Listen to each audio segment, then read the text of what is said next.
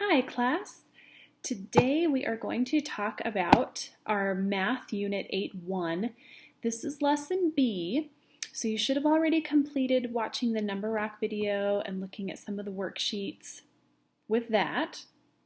And now we're going to be working in our student workbooks and completing our Math 8-1 homework. So I need you to get your Math Student workbooks and your Math 8-1 homework. You can pause this video and go grab those things. Make sure you have them handy dandy because we're going to use them right now. Okay, so in your math workbooks, I want you to turn to page S1. S1. Now that is in the back of your book. See, this is front. This is like clear in the back and it says S1. So I want you to find that page. We are going to refer to this a lot. So if you want to kind of dog-ear this page, I should not have licked my fingers. We're not supposed to touch our mouths. I'm so sorry. I have washed my hands pretty recently.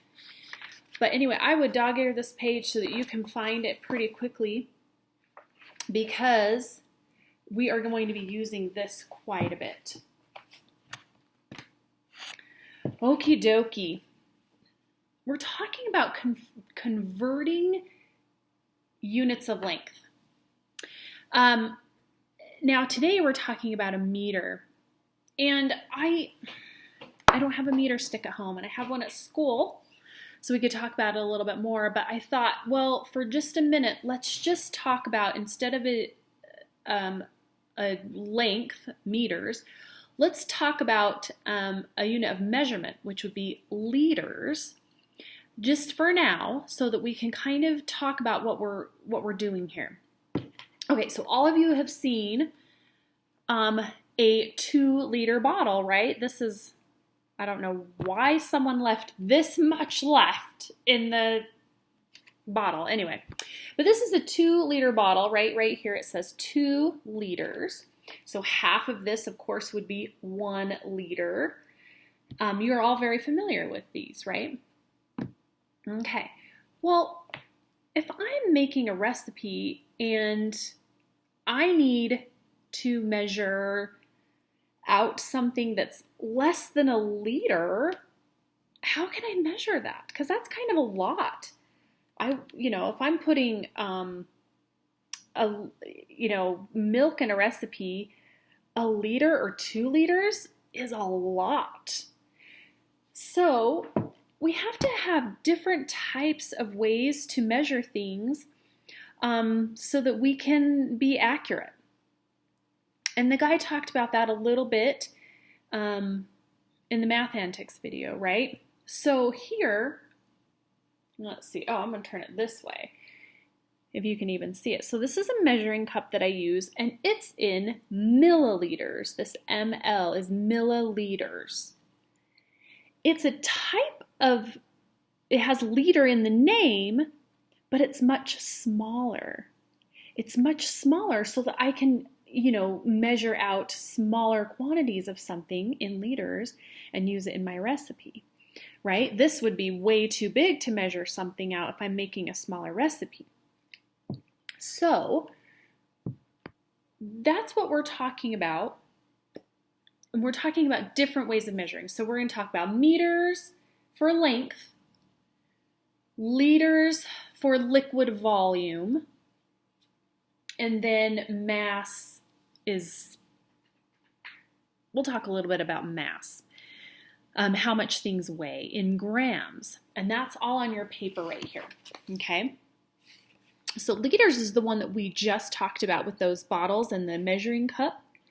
There are 1,000 milliliters in 1 liter.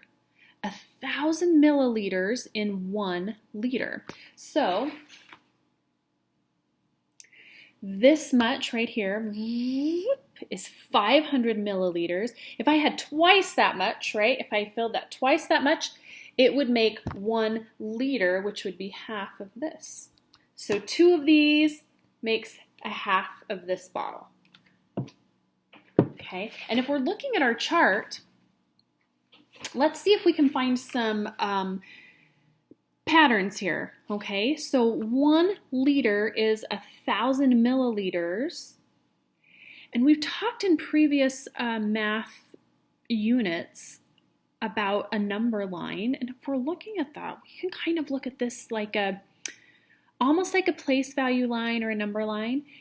But let's see how that goes with, or how this kind of aligns with that in zeros, right? 1 liter would be right here, and 1,000 milliliters right here. 1,000 has 1, 2, 3 zeros, or 1, 2, 3 zeros, 1,000, and this would just be 1. Okay, if I were going the other way, my decimal point would go the other way. We would say 1, 2, 3 this way. So we'd have 1 hundredths, 1/1000th. Whew. It is spring break right now, so I shouldn't have to think. I'm just getting ready for next week. Nah, I love you guys. I'm sorry. I was a little bit slow on that one. That's okay. So we have 1,000 here and 1/1000th here for a kiloliter. Okay. So we're really just, when we go between the different units of measurement, we are adding zeros or putting zeros behind our decimal point. I'm not explaining that very well, and I realize that. Let's keep going and see if I can get this a little bit better so you'll understand really well. Okay, so what I'd like you to do is turn to page 315 in your workbook. It's after all of those vocab cards that I showed you. Looks like this. Okay, so here we have another chart of metric units of length. We're going to talk about meters. Now, a meter, we have a meter stick in our classroom, and it's up there, and I keep it on the board, kind of over by the document camera. And a meter, I'm not going to be able to show you inside of this this screen, unfortunately, but that's that stick, that long stick. Now, there's a yardstick and a meter stick. They're fairly close in length. So that meter stick, I want you to think of that. Okay, that is 1 meter. So if we look at our metric units of length, this chart right here, I actually want you to pause the video and take a look at the chart and see if you can kind of decipher what this chart's telling us. Okay, so pause it, take a look at your chart, and when we come back, we'll see what kind of things we noticed in our chart, okay? All right, welcome back, everybody.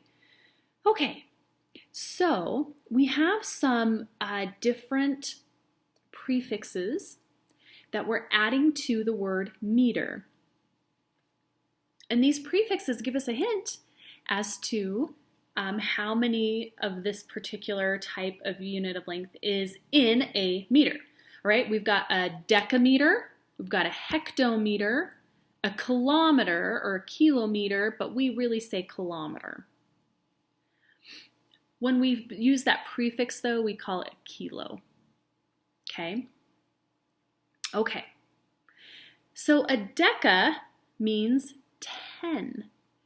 And an easy way to remember that is a decade is 10 years. And I think all of you have reached a decade. You're a decade old at least, right? And you're 10 years. So deca means 10. Hecto means 100. Hecto means 100. And then kilo means 1,000. Kilo means 1,000. Okay. Once we know those, it gets a little bit easier to be able to convert these units of length. Okay.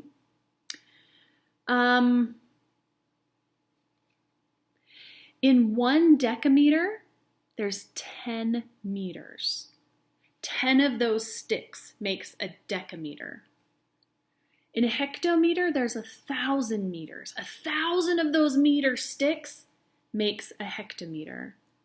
And then, 100 makes a hectometer. 1,000 makes a kilometer. Okay. In most other countries, they use this metric unit. Sometimes when you watch movies and they're in another country and they're talking about how far they've gone or how far they've driven, they'll usually say in kilometers. We use miles here in the United States, M-I-L-E-S, miles. But most other countries, they use meters. So when they've driven, it's a farther distance. So they use kilometers.